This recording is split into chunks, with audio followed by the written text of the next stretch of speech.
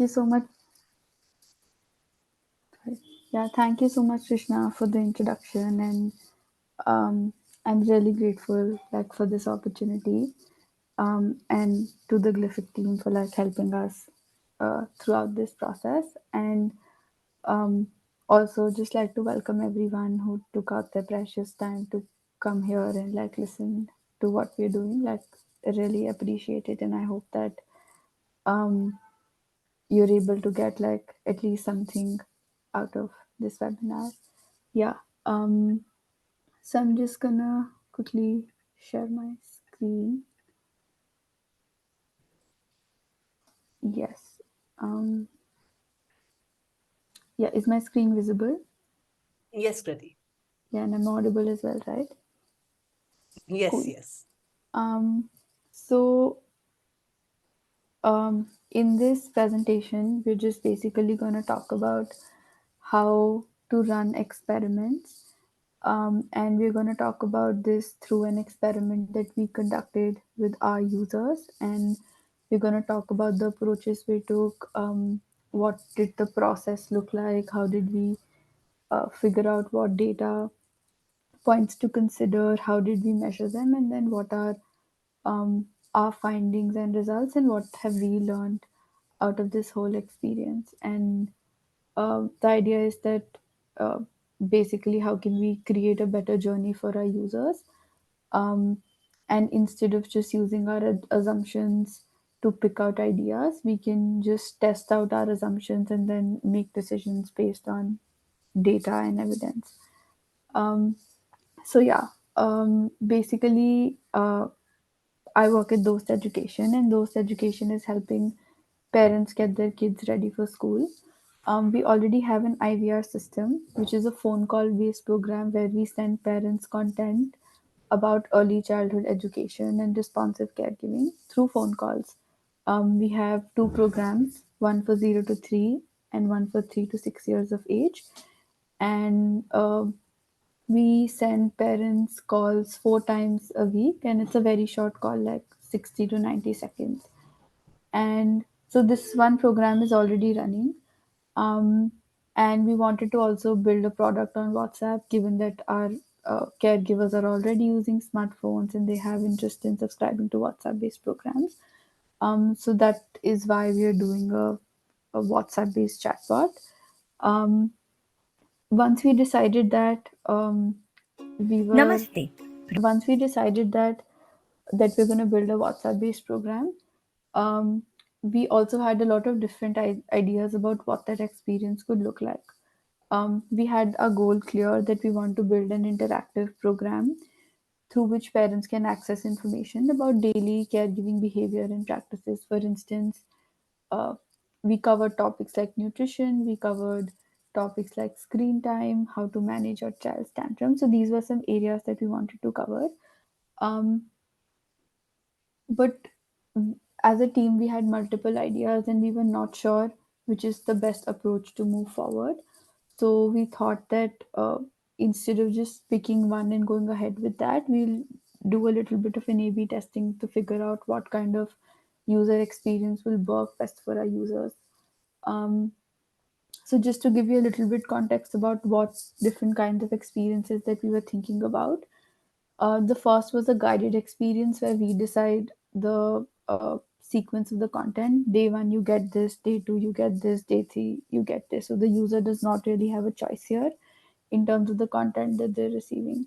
The second was semi guided, where we decide that okay, this in week one, the user is going to learn about screen time. Week two, they're going to learn about nutrition, but within those themes, they can choose from a list of different activities. So basically, the user has a little bit choice, and the third option was extremely open-ended, where the user can choose the theme as well as the activity within that theme. So this puts the entire responsibility on the user to make the decision of the area that they want to develop their learning as well as what within that area they want to learn. So these were just the broad ideas and some areas that we wanted to test out.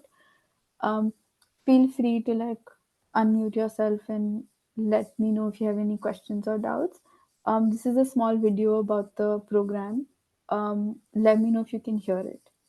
Programme पालना से जुड़ने के लिए धन्यवाद। Audible? Yes, it is, Kriti. Cool. I'll just play. हम समझते हैं कि हर माता पिता के लिए उनके बच्चों की परवरिश एक महत्वपूर्ण अनुभव है, पर कभी-कभी इसमें मुश्किलें भी आ सकती हैं, है ना?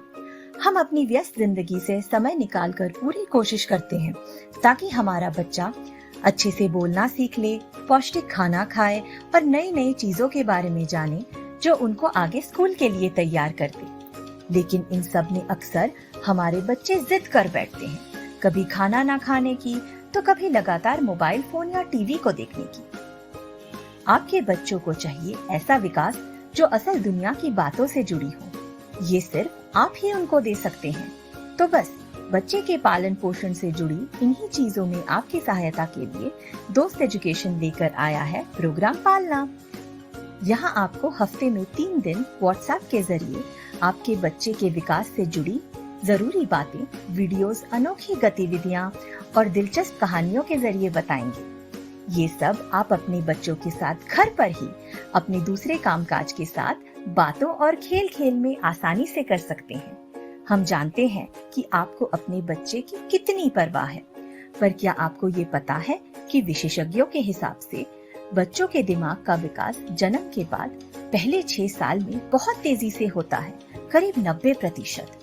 अगर शुरुआती सालों में बच्चे की मांसपेशियां, बौद्धिक और भाषा का विकास सही समय पर हो, तो वो आगे चलकर आसानी से नई चीजें सीख और कर पाएंगे। तो समय है अब जादू की छड़ी घुमाने का अपने बच्चों के बेहतर पालन पोषण की तरफ। पालना के मैसेजेस को देखना ना भूलिएगा, यही व्हाट्सएप पर। Yeah, so this was just a video that we sent our users in the registration flow. Um, Moving forward, once we had a little bit of a basic idea that these are the few experiences that we want to experiment with and we want to do A/B testing. After that, we decided to work on designing the whole experiment. So figuring out uh, what our problem or the opportunity is. Here, our opportunity was that we have multiple different experiences that could work for our users, and we want to figure out what would work best for our users. We figure out the hypothesis that if we send users this much content, the users will be engaged with the program. We wanted to figure out which experience is going to work the best. So, for instance, we thought that semi guided, which is a mix of a little bit of choice, but all some things are already decided that might work better. So we had some hypotheses that we had already thought about.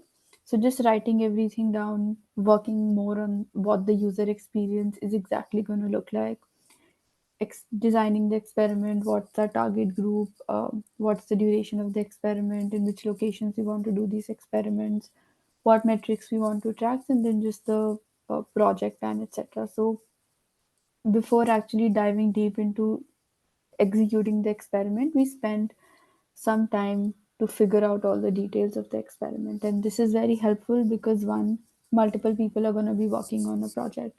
So it helps everyone be on the same page regarding what the goals of the experiment are, what are the objectives, as well as um, it's also very helpful that if you have some confusions or certain doubts, it's always good to go back to your objective and goals and align with why you want to do this in the first place. Yeah. Um, mummy मुझे mobile देखना है। Moving on to just some details about this experiment, we targeted around 300 users, and we wanted around 100ish users for each experiment. And the sample size was based on the idea that we want a sample size which is more than 30, because anything more than 30 is a little bit more statistically significant. So we wanted like a good chunk of users who were doing it. Um, we built an experience for 1 month. Um, so where we were sending users 3 nudges in a week on Tuesday, Thursday, and Saturday at 12 p.m.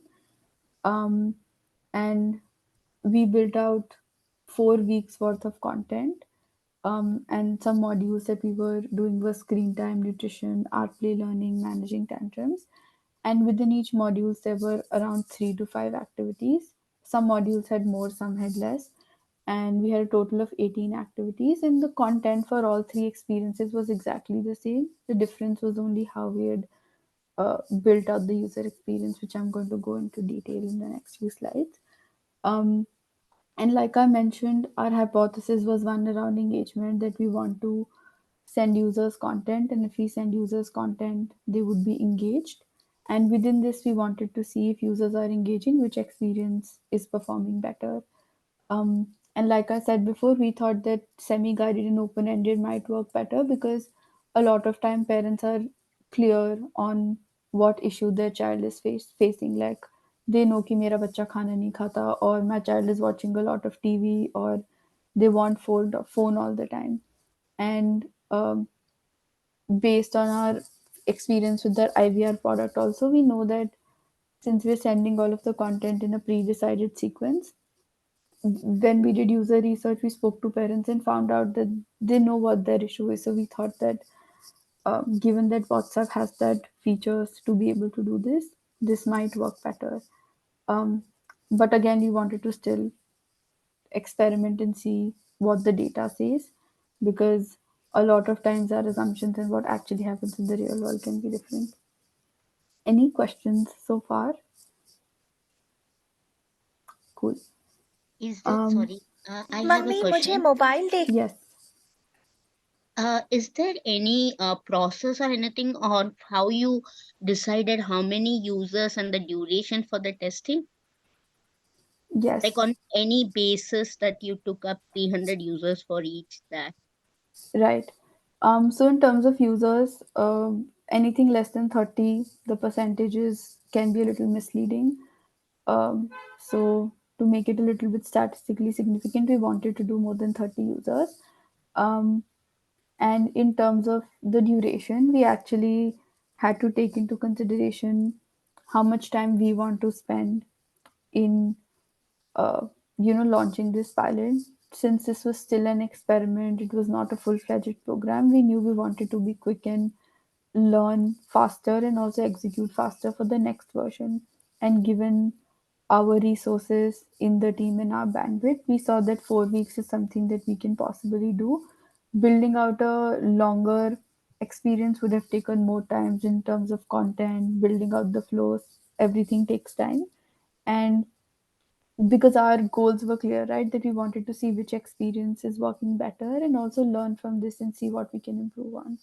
And for that, we thought that for like a month is a good enough time for that. Thank you. Yeah.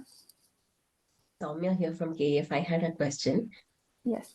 So this, when this pilot was being run, were Right. there other programs also being sent to the parents at the same time? Not on WhatsApp.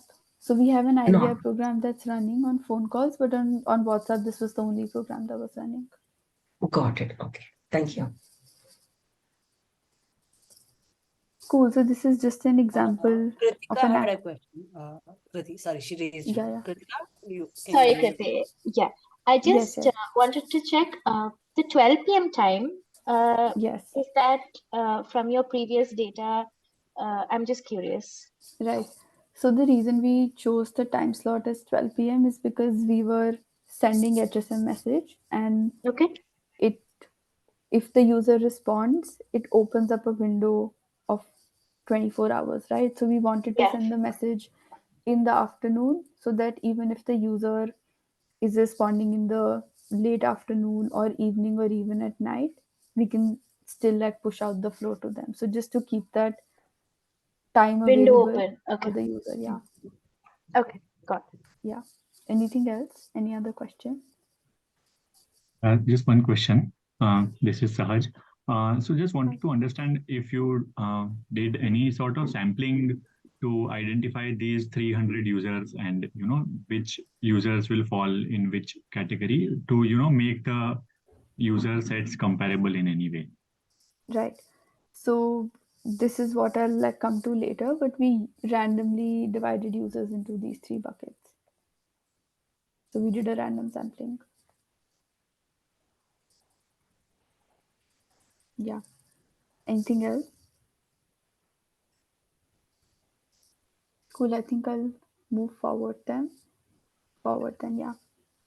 So this is just an example of an activity. I think I'll play it. लिखना है, पहले खाना खा लो। नहीं, मैं खाना mobile के बिना नहीं खाऊंगी। खाने का समय पोषण का समय होता है। अगर बच्चों का ध्यान टीवी या मोबाइल पर रहे तो वो भरपेट खाना नहीं खाएंगे और ऐसे उन्हें जरूरी पोषण की कमी हो सकती है। तो फिर ऐसे में कैसे खिलाएं?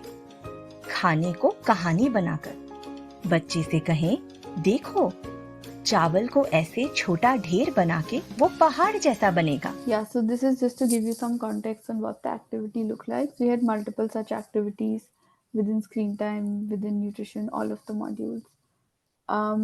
Going into detail about how the user experience looks like. So the first we tried out was guided.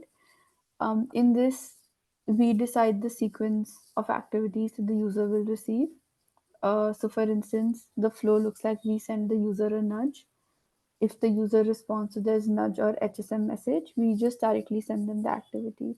So here you can see this is the HSM message. The user responds to that, and then they directly receive the activity. So for instance, in day 1 they got screen time. Day 2 they'll get screen time activity 2. Day 3 they'll get screen time activity 3. Day 4 they'll move on to nutrition. Day 5 nutrition activity 2, so on and so forth. So here the user does not have any choice to decide what theme they want to look at first or what activity they want to look at first. So here everything was pre-decided by us. Moving on to the next experience, which was semi-guided, where the theme of the week we were deciding that in week 1 is going to be screen time related content, week 2 is going to be nutrition related content. So we basically send the user an HSM message. The user responds to that message. We ask the user to select an activity. The user selects an activity and then they get the activity. So there were a list of 5 activities here. So depending on the activity, so we also added a description of the activity everywhere. So the user could read the name of the activity, the description, choose what activity they wanted to do, and they would get that. Similarly, in week 2, they'll get options to choose activities from nutrition. Week 3, they'll get art play learning. So the theme was decided by us, but the user had a little bit of choice to decide that within screen time, I want to see why does my child want to use the phone while eating, or how to manage my child's screen time. Like there were multiple options. And finally, with open-ended, we basically again send the HSM message, ask the user to choose the topic. For instance, the user chose portion, which is nutrition. Then we ask them, okay, within nutrition, you choose what activity you want to do. And once the user chooses the activity, they get the content for that activity. So here the user had a lot of choice in terms of the theme they want to choose and also what content within that theme they want to listen to. All the content in all 3 experiences was exactly the same. The only difference was that uh, the level of responsibility on the user to make a choice in terms of what they want to hear. Any questions here? Okay, cool. I'll move forward. Yeah. So basically, when we built out our registration flow, we wanted to randomly assign users into one of these 3 experiences. So we use the split random node, which is a feature that's available on Glific to do that. Krishna, do you want to explain how this works? Yeah, sure. Thanks, Priti. So split randomly node is a node which is majorly designed for doing A/B testing. So in this case, like DOST Education wanted to check 3 different user experiences in terms of disseminating or taking the content. So if you want to you can use it for as simple thing as like, hey, will an image work better or a video work better? Or will this message work better or this message work better? So what this split randomly node usually do is, you can decide how many different number of paths or experiences that you want to create. So you can create up to 10 experiences. So like there is an option where you can select like, hey, how many buckets do you want to put? So that is how you can choose like how many number of paths you want to create.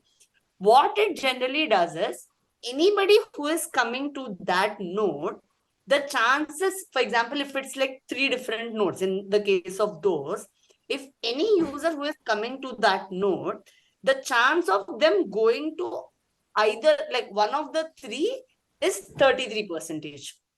So it doesn't mean like if first person is coming will go into A, second will go into B, third will go into C, and fourth will go into A again. It doesn't work like that. It works on the possibility or like probability of them going into one of the buckets is based on the number of paths it is. Like if it's by 2, the chance of them going is 50-50%. So every time, like again, it's completely on a split randomly node, as the name says. So at the end of the day, like there is a like a equal distribution in the number of paths that you have, but the chance of them going is completely random. So if you want to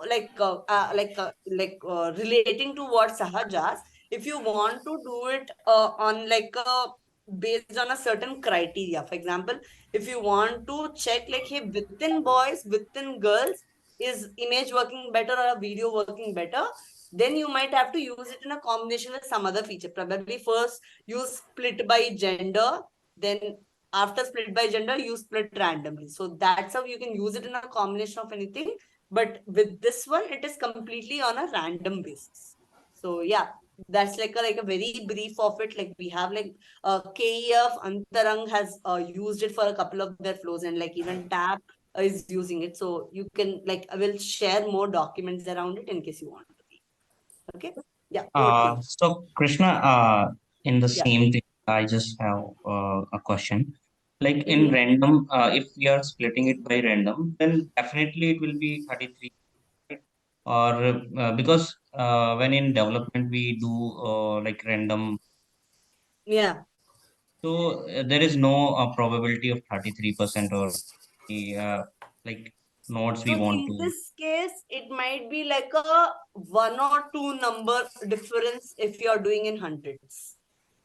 Suppose if the 100 people are entering the node, if it is like 2 buckets, so it Hmm. can be like a 52, 48, 51, 49, etc. So Right. that's like, it's not exactly 50-50%, but based on what we have tested till now, it's most of the times the difference in the number that's going in each of the buckets is not too high. It might be like a 1 or 2 difference based on whatever testing we have done till Okay. Thank you. any other questions? Cool. Kriti, you can take it. Yeah, thank you so much, Krishna, for sharing those Uh, details with us. sorry, Yeah, Krishna, go can ahead, I please. ask one question? Yeah, Gaurav. Yeah, so Krishna, I just wanted to understand when we are saying split randomly, it does get like if there are like 3 people coming in, it will be first one will be going to guided, second one will be going to semi-guided, third one will be going to open-ended. No, it's not like that. The chance of them going into one of the three is 33%. So it might also be possibility that the person like 2 people go into the first and one person go into the third, and nobody is going to the second if it's just 3 people entering. So it's not in an order. So if it's in an order, then it's not like a randomization, right? So it doesn't work in a particular sequence. It randomly goes, but the chance of them randomly going into each of the bucket is based on the number of paths they have. Got it. Because in our case, when we implemented this, I think the random distribution itself led to like, difficult, testing difficulties. Like, that while the team was testing, we were unsure of which person will be getting which experience. And since our flows are quite extensive, it then took a lot of time. So just thinking from that perspective. But yeah, I'll maybe again ask this question later on or close it out separately. Sure. Maybe we can take it offline and like in Yeah, your yeah, context we can speak more. yeah. It Thank does you. not guarantee somebody like the first person going into first and second and third. It doesn't Correct. guarantee who will be going. So if you are trying the flow for like 3 times, you might be going in 3 different times, or like you might be going to the same one also every time. So you can't guarantee that. Got it. Got it. Thank you. Yeah. Yeah, great. Cool. So once we'd figured out the details of what the pilot is going to look like, and also had worked on figuring out what the user experience is going to look like, we first started by creating a rough outline of how the flow is going to look like on Figma for all three experiences. And at this point, we also spoke to other team members, got feedback from different people working on the team. And once we had like a good enough idea, then we started shifting the flows to Glyphic. And once we started building flows on Glyphic, we started testing the flows out. We started working on how the logic of the entire program is going to look like. Um, and of course, there were bugs that came in here and there. So, working on the resolution. And once the pilot was launched, we of course had to monitor the flows and the logic to make sure if there are anything that's going wrong or any issues that are happening. We uh, were fixing them, and of course there were users who were asking us questions um, with respect to their concerns issues. So we also had to make sure that we have time and resources to focus on the customer support part of it as well. um, Moving forward to how we analyzed this data. So for this presentation, we're just going to focus on the user engagement part. But the approach that we followed was that we defined what stage and theme it's going to be. So here it says user engagement. It could also be user adoption. It could also be user onboarding. Then within that theme, we defined what are the questions we want to answer. So for our engagement, some questions that we wanted to answer was, one, are users starting the flows, and are users demonstrating flow success? What I mean by flow start is that we were pushing out HSM messages to users. So flow start was, for us, was the user responding to that HSM message or not. That was the flow start. And flow success is a variable that you can define in any way you want. For our pilot, we defined it as a CFU question, which through which we were just trying to understand if the user had seen the activity, had any input. So, for instance, after sending them an activity, we used to ask questions like कि क्या ये activity आपको अच्छी लगी, क्या ये activity आपको useful लगी, uh, आपने ये activity देखी. So just yes no questions, and we were both taking yes and no as valid responses, because if the user said that they didn't like the activity, they still watched it. This was just a proxy for us to see if the users are like actually seeing the content that we're sending them or not. So first we defined the theme, what questions we want to answer within the theme, the definition of those metrics, and finally how exactly we want to calculate that. So for instance, if we want to calculate the flow start rate, we see the number of flows that the user has opted in, meaning the number of HSM messages the user responded to, divided by the number of flows the user received. So, for instance, if in a week we are sending users 3 flows, and out of which the users is responding to uh, 1 flow, then we calculate the percentage of the flow start. Similarly, if the user has uh, opted into, let's say, 2 flows and has responded to the CFU question of one of these flows, so their uh, 50% is the flow success rate for them. And how we identified these metrics in the flows was through labels. So in the flows, we labeled certain nodes so that when we were looking at the data in the BigQuery, we could identify that this node is related to flow success, this node is related to flow start. So that made it really easy. Any questions here? Hey, hi, Purva here. Can you explain the last thing again about the labeling part? Like, do you Right. have an example? It would just help. I Yes, can. +1, Kriti. I think if you can give us one Yeah. example. Good. Yeah. Can you just give me 1 second? I'll just open the Glific account and actually just show you. Just 1 second.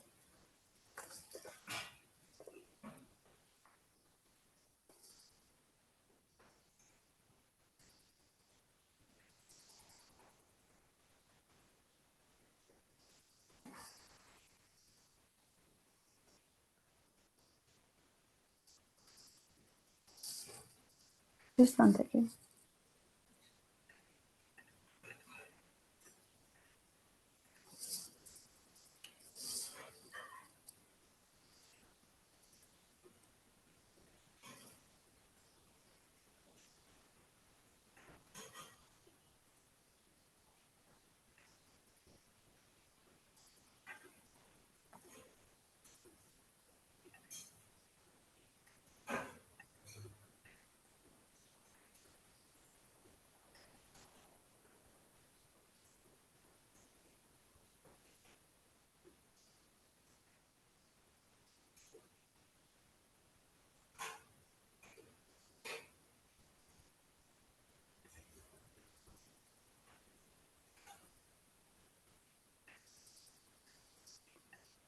Yeah, I'll just share my entire screen.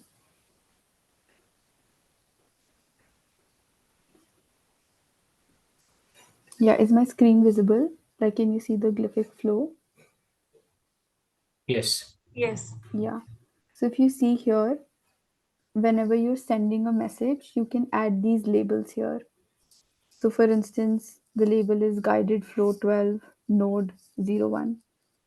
So for instance, if this is the main HSM message and this is the wait for response, so we added a label in both of these places. So all the users who responded to this message in their contact messages table, we would see these labels. So we can identify that this is a flow start label.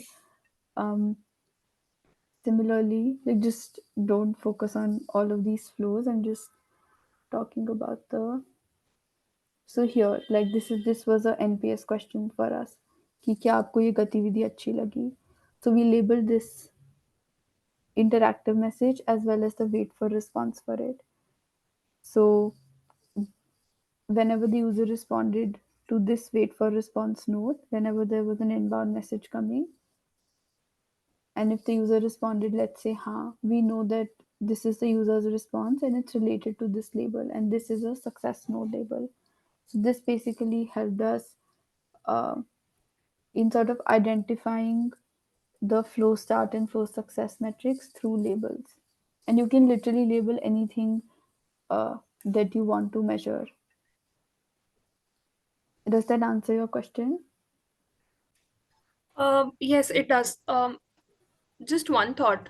Can we label across different flows? For example, there are 5 flows, and for all the 5 flows, we want to overall see कि ये 5 flow में ये starting point है और इसका response that will be the first.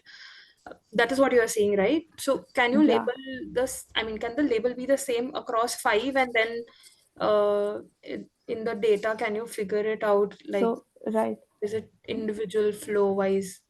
Right. So the way we did it was that because we had multiple different flows, multiple different experiences.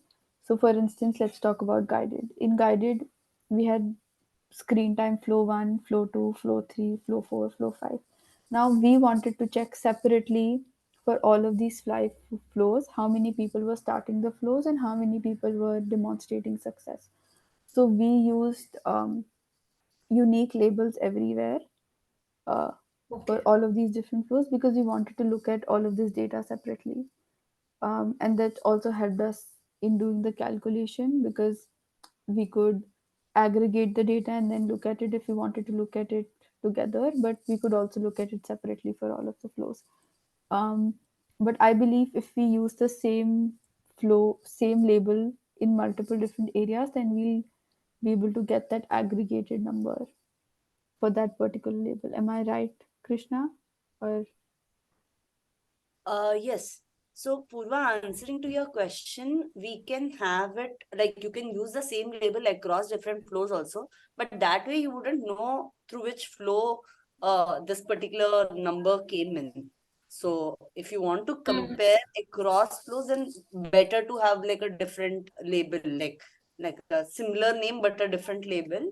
But if you are using a common label, then it will come under a common data. You won't be able to segregate within that, like, hey, from which flow this particular, like, say, if it's 100 is a number, you don't know with flow 1, 20 came and flow 2, 30 came. That you won't be able to know. But you can definitely use a common label if you want, like, a collated data. Collated. Yeah. Okay. right, Yeah. But if you want to, like, do, like, a comparison between flows, then better to use different label names. Yeah. Makes. right.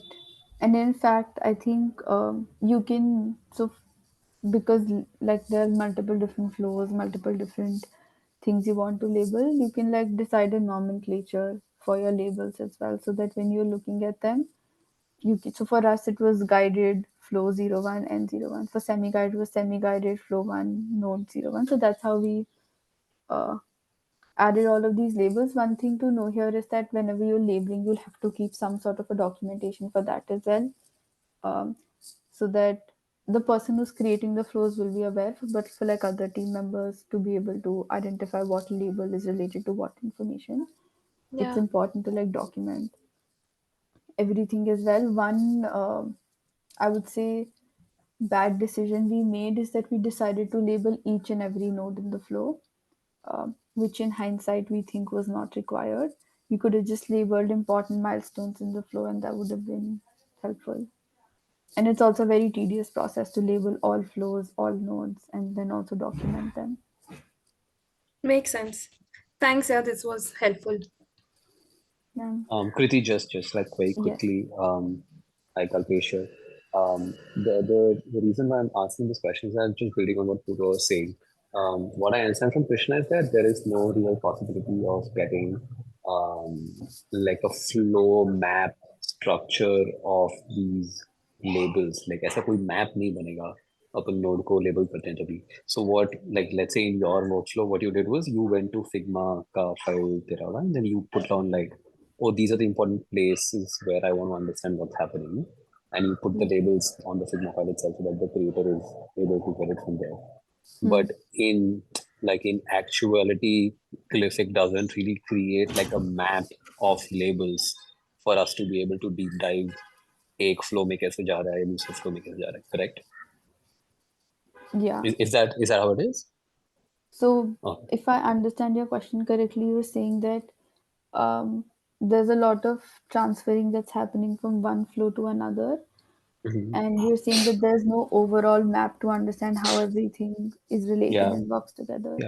yeah. So your funnel is not really coming from Glyphic. Your funnel is coming from your Figma file, correct? That's a very good question, because that's something that you realize while you work. So, for instance, initially we just created one flow for each experience on Figma to see how it's going to look like. But then when we actually started building the flows on Glyphic, um, we realized that we have to do a lot of branching. Otherwise, the flows are huge. They're difficult to understand, difficult to see where the errors are happening. So I think what helps there is the sort of naming convention that you're using. So for us, it was uh, initially I made separate flows for all three experiences and added all of the activities separately in the first week's content that I made. Then I realized that that's a lot of repetitive work. Why am I Yeah. making all of the activities like separately? Because if I have to change one thing based on feedback, I have to change it in like all three experiences, which is double, triple the work. Um, so then we had to change our approach in the middle, uh, create a common activity flow for all three experiences, and then just change the starting part of the flow and the end part of the flow, because that was different for all three experiences. So I feel like that's a learning process. And for us, I think one thing is important is like keep use a consistent naming convention, so that you know you're going from flow 1 to flow 2 to flow 3, and like keep it Mm-hmm. consistent so that anybody else who's looking at them can understand. Of course, there will be some knowledge transfers that would be required, but if you just like randomly start naming flows, it's Yeah, I was thinking of this term. I was thinking of this because I mean, as a user, the responsibility of this falls on you to be able to like do this well. But like yeah for Krishna, maybe this is like an insight into how something like this gets used. So by design, ही अगर कृति को वो नहीं करने देगी ऐसे, so then you might not run into this loop of oh मैं A/B testing कर रही हूँ, so I will have to think about how would I do this. So maybe by design, this can be solved in Glific itself, where you don't have to worry so much about funnels and duplication. Yeah. Cool. Thanks for this. Yeah, appreciate it. Yeah, just to add to that, in fact, there's a lot of products that give you like an overall lineage of how everything is flowing from one flow to the other, in terms of like a flow chart. Um, so, and that's usually for like tables and data sources, but that came to my mind when you spoke about Mixed it. panel जैसा क्या? कोई और? Sorry.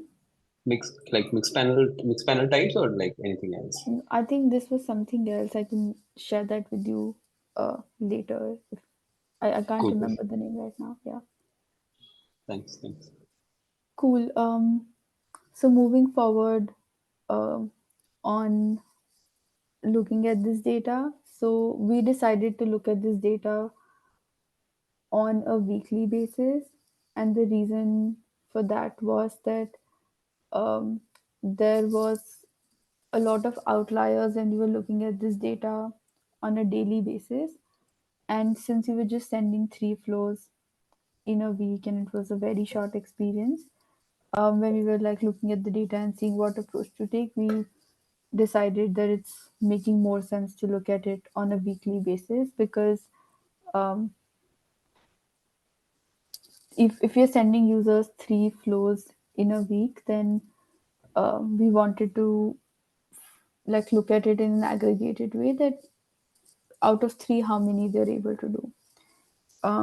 So thus we defined 2 different engagement bands. One was a high engaged and second was medium. High engaged was a user who was doing equal to or more than 2 flows in a week, and medium engaged was a user who was doing 1 flow in a week.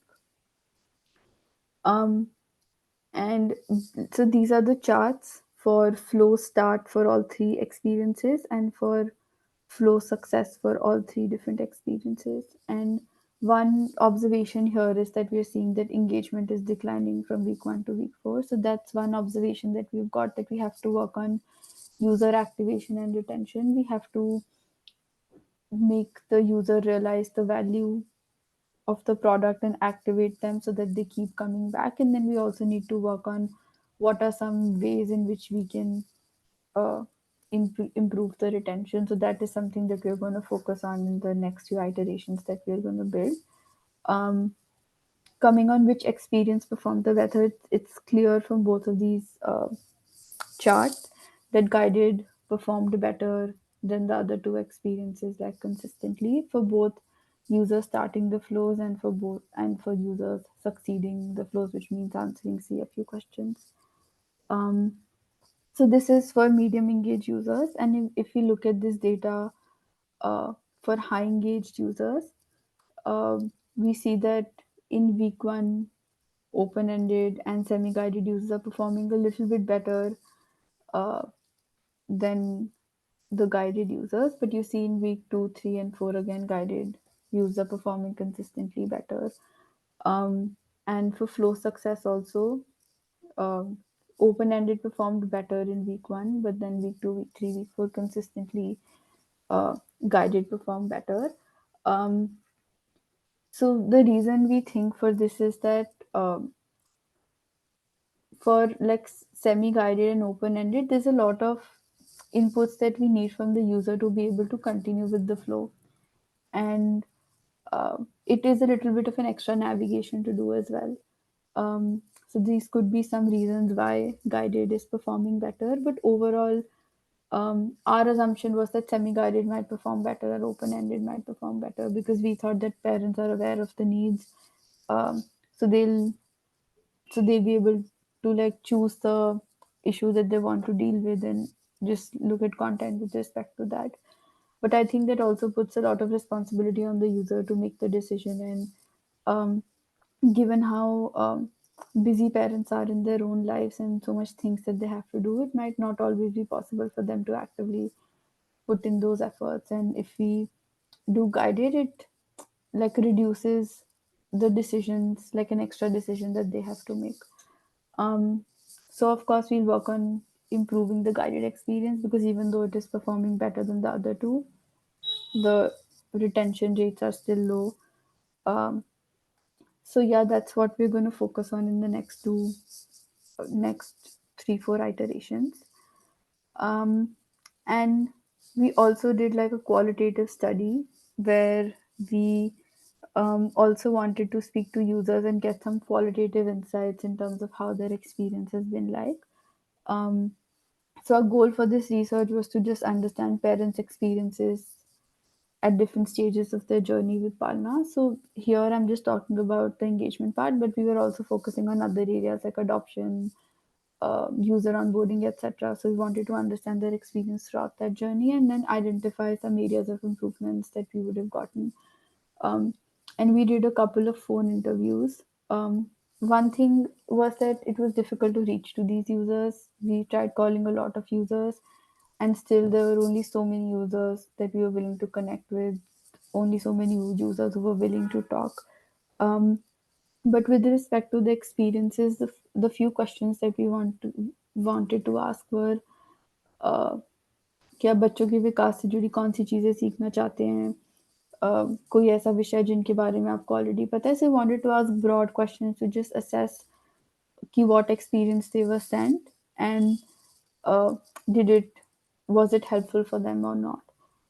And for designing this experiment, this is a template that we follow where we write down what we want to measure, why we want to measure it, who are we doing this research for, how are we going to do that research, what are the schedule or logistics, what are our anticipated outcomes.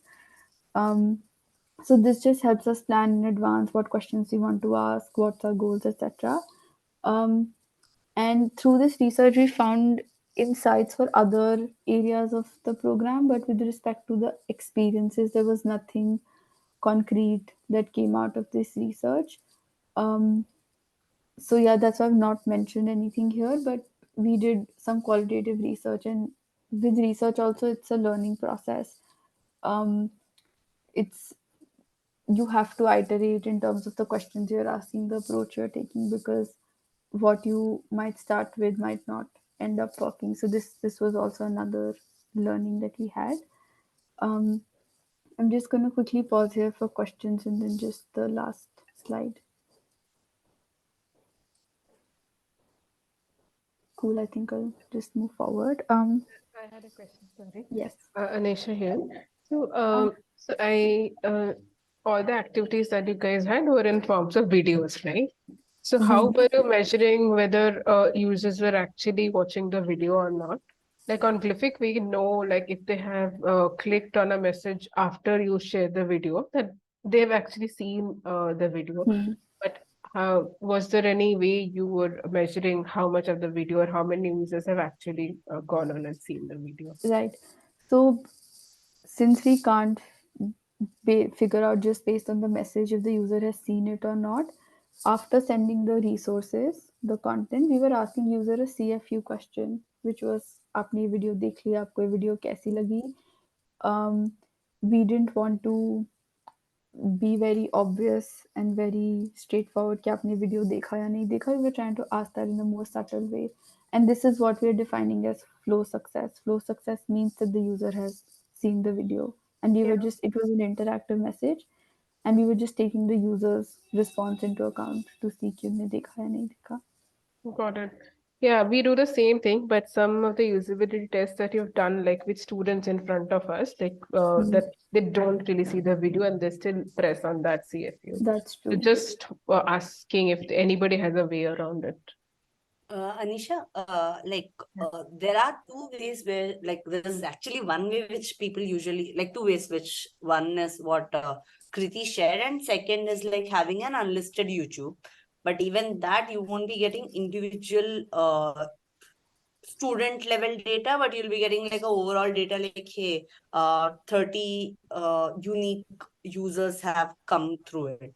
So these are the two ways which people usually follow. One thing which we have recently figured out, again, it won't give you like a complete data, is you will be able to track the number of people who have downloaded it. For example, if it's a voice note that you have sent through Google Cloud Storage, like this is something which we have found out and it's not completely tested. We would definitely love more organization to test and tell us if it's working or not. So through this, you'll be able to track if a user has downloaded that particular media that you have shared. It can be an image, it can be an audio, it can be a video. Though you won't know if they have listened to the audio, but again, it's like a one step forward in terms of you knowing, hey, is the user has an intent actually to download it. So I would also share that link with you, and we would love if more organizations try and let us know if it's working. That's something that we can't do from our end. You need to make that configuration in your GCS and like see if the results are coming or not. I'll be sharing that article with you. Sure, that would be very helpful. Thank you. Priti, this is Soumya here. I had a question. Hi, Soumya. So just to understand, I mean, just to make sure I understood it right, can I divide it into two parts? One saying that in the flow, when you're asking the CFU questions, it is just to track if the user has watched a video or not. It is not basically for the success of your pilot as such.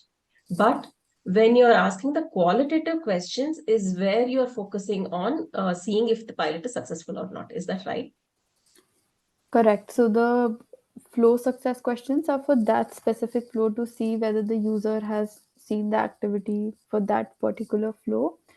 Qualitative study was also just done to get some qualitative insights in different aspects of the pilot that we had designed. So one such aspect was it that these three different experiences, and what we were just trying to understand was that base did the parent know what issues they face, and were they actively trying to get information regarding that, or were they just okay with getting any information that they wanted. So this was more like qualitatively just trying to understand the user's perspective. Got it. And I know that your test users were 300, you mentioned, but if I may ask, how many approximately might be the number where the qualitative analysis was done? We were able to speak to around 18 users in total. 18. Yes. Okay. Yeah. And was there I mean, like a logic behind this number 18, or how was that? So we were hoping to speak to at least 30-40 users, but one, people were not picking up calls. That was one reason. Second was that we were calling using a business number, so that could be another reason people were not picking up the calls. It was just so we had actually gotten these users through ads that we were running. So that was also a reason, like the level of trust that you would have in someone calling you randomly that you don't know. So we wanted to speak to more users, but we were not able to get in touch with that many users. So what we did was we got a few users through partners, and we're trying to speak to them now. We've added them to the program, they're going through it, and now we'll speak to them because there the trust might be a little more. Got it. Thank you. I was just asking this to know because even we are facing similar issues of people not picking calls and all. So I was just curious. But thanks. Yeah, we try to do like 3 reattempts for each user over a span of days, but like only I feel like 5% people pick up the calls.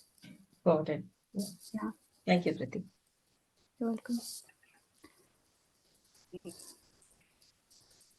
Yeah, Cool. Priti, Yeah, just to wrap it up, some learnings that we have had is that it can help us evaluate our ideas based on data rather than assumptions, because we were assuming giving users more choice in terms of making the decisions is going to work better than doing a pre-decided sequence, but uh, our assumption was proved incorrect. Um, but this doesn't mean that we will not come up with new ideas or experiment with other things, but at least for now, we want to know what experience we should be focusing on in our next pilot. Um, and it also helped us identify our next area of focus. As I said, we want to focus on guided, and then we also know that engagement, retention, and adoption are areas where we need to improve. And like Krishna mentioned, I think it's possible to do A/B testing for many different use cases. So right now, um, we're just doing A/B testing with the HSM messages that we're sending to users, and just trying to see if an image-based HSM message would work better or a text-based HSM message would work better. So it's very simple for the flows that are already created for the guided experience. We're just splitting by random and adding two different kinds of HSM messages, and then um, we'll just evaluate the results. So there are many different spaces where you can do this A/B testing, and it doesn't have to be like a whole pilot. Within the program that's already running, there can also be multiple areas where you can do small tests and see uh, what works better for your users. Yeah, that's all. Okay. Thank you so much, Kriti, for that. So when we had we have a monthly connect with multiple organizations, and this is one of the organizations. So when we had this conversation, there are like multiple things that stood out, but like out of those, if I want to point out one, the structure which the DOST organization, as an organization, at least the Kriti's team follow, like in terms of having this design experiment structure, in terms of like, hey, what's our hypothesis, like documenting everything so that they know clearly, like, hey, this is where we are starting. Because a lot of times we don't note it, and over a period of time we keep on changing things and we don't know where we actually started. So that's something which I really like with the organizations, the way they are operating. And two, in terms of having the quantitative data, that kind of data, again, as you see, they started with, hey, what are my key questions? Even this is applicable for creation of dashboards as well. A lot of times we create dashboards saying, we often focus, Acha, this should be in a pie chart or it should be like a number. But we don't think like, hey, why do we even need this data? Like starting with that question on like why we need this is a really important thing. So again, there's structure on tracking the data, or like figuring out what data to track, is something which stood out to me. Three, their openness to actually share their resources that they have created. So the resources which she shared in terms of the structure, the templates in terms of qualitative data, the design experiment template. So they are quite open to share it with all of you. We'll be sharing that details with you as well post call. So that's really appreciative, Kriti. Thank you so much for doing that. Like you have shown the example that we have to share more things to the community. Thank you so much for that. You're So welcome. And if anybody, sorry, if anybody yeah, has any please go ahead. questions or just wants to reach out, like I'll just add my email in the Yeah, chat. It's just Kriti I'll at the also rate share of Kriti's Education. email ID over email. So yeah, please feel free to reach out, and we'll be sharing that. And just one last thing before we, two last thing before we wrap up. One, I don't know if my screen is visible. Is it visible? Yeah. Yes. So this is the next level up with Glific webinar topic. So it's on the ticketing system. Some of you have already implemented it. So ticketing system is something which will help you to have a manual intervention in the automated flows. So we are releasing a version 2 of it within next 1 week, like actually within the next early next week. So this is something which we will be covering, and we'll also be covering like, hey, what are the different ways to use it. So highly recommended for you to join and know more on this. And like by then we would also recommend you to try it out, to share like, hey, what can we do to do a version 3 so that your problems are getting solved through this. So yeah, that's majorly it. And Yes, one last thing before you drop off. Could you please quickly fill this 3-question feedback form so that we can get better in terms of our webinars, so that like we make these webinars and time more useful for all of us. It will not take you more than 2 minutes. Please do fill it out.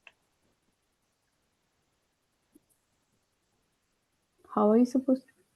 I don't see any option to click. Once you fill all the 3 questions, I think there's an option to submit, right?